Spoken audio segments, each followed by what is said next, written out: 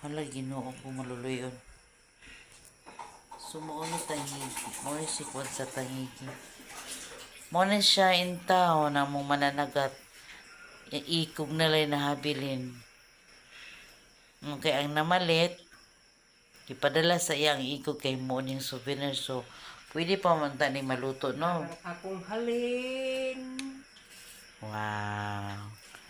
Nahalin na yan. Tanawa among mananagat ko ang nahalin niya nga 6 kapin 6 and 1/4 tay o 1/2 ang iyang halin. Kalo is Ginoo. Thank you Lord. Salamat San Martin.